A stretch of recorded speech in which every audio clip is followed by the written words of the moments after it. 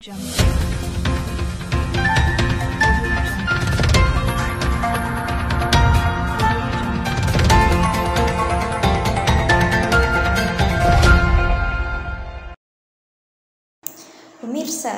pada hari Selasa 18 Agustus tahun 2020, Badan Kepegawaian Luwu Timur tanggapi dugaan penyalahgunaan izin oleh seorang bidan di Desa Kasintu. Sikapi berita yang beredar di media online terkait penyalahgunaan surat izin oleh bidan Desa Kasintu yang menyalahgunakan izin periksa anaknya ke Makassar sebagaimana berita yang beredar tersebut. Sementara itu, Badan Kepegawaian Luwu Timur ambil sikap tegas. Hal ini sesuai dengan hasil konfirmasi kepada tim liputan Info TV pada hari Selasa 18 Agustus tahun 2020. Kepala Badan Kepegawaian Luwu Timur, Kamal Rashid STP, menerima surat tembusan dari dinas terkait, sehingga kami berkoordinasi langsung dengan Kadis Kesehatan untuk menindaklanjuti serta memberikan sanksi kepada pegawai nakal di jajarannya. Jadi setelah membaca, mengamati berita online yang terbit di beberapa grup WA, terbit di media sosial, maka kami langsung melakukan koordinasi lisan, karena pada saat itu Sabtu Minggu, saya mendapat informasi itu Sabtu, Jumat malam, sehingga saya koordinasi lisan. Saya koordinasi lisan dengan beberapa pihak, yaitu dalam hal ini Dinas Kesehatan yang sebagai SKPD terdekat dengan yang terduga melakukan izin perjalanan tanpa prosedur kepegawaian yang tepat. Hasil koordinasi kami dengan Dinas Kesehatan bahwa Dinas Kesehatan nanti akan melakukan investigasi internal, melakukan koordinasi dengan puskesmas terdekat untuk kemudian melakukan pendalaman seperti apa sebenarnya yang terjadi di dalam proses izin ini. Apakah ada sesuatu pelanggaran kepegawaian di dalamnya atau seperti apa.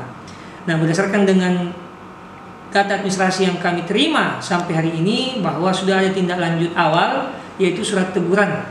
Surat teguran mendahului pemeriksaan terhadap yang bersangkutan. Surat teguran terkait dengan keberangkatannya. Ini juga sudah kami rekap dan insya Allah kami akan tetap memantau selanjutnya sampai di mana proses investigasi dan pemeriksaan terhadap yang bersangkutan. Kami harapkan teman-teman media bisa sama-sama bersabar dan terbuka untuk mengawal proses yang ada di Dinas Kesehatan ini. Kita harapkan bersama-sama mudah-mudahan ada segera titik terang dan tetap kita mengacu kepada prosedur kepegawaian yang berlaku saat ini, yaitu PP 53. Seperti itu. Terkait surat teguran yang keluar itu dikeluarkan dari dinas instansi mana, Pak? Dari Dinas Kesehatan, dalam hal ini Puskesmas Mangkutana. Seperti itu. Terus hubungan dengan dinas kepegawaian itu hanya tembusan, Pak? Dalam PP 53 memang saat ini kewenangan pembinaan awal terkait apapun temuan yang terjadi di lapangan itu masih menjadi kewenangan sepenuhnya SKPD. Apabila sudah mencapai beberapa tahapan pembinaan lalu kemudian yang bersangkutan tidak menunjukkan tanda-tanda perubahan, maka ini akan dilanjutkan ke tingkatan lebih tinggi, yaitu di BKPSDM bersama dengan inspektorat. Tapi selama yang bersangkutan ada perubahan sikap, lalu ada perubahan perilaku dan itu menunjukkan tidak adanya lagi indikasi pelanggaran kepegawaian, maka proses itu tetap berada di SKPD ini. Nah, ini berproses ini dalam kurun waktu atau jeda waktu berapa lama, Pak? Kapan kita bisa tahu proses ini ada indikasi memang untuk perbaikan atau tidak, atau hanya sebatas peringatan saja, udah diajukan saja atau disepelekan saja?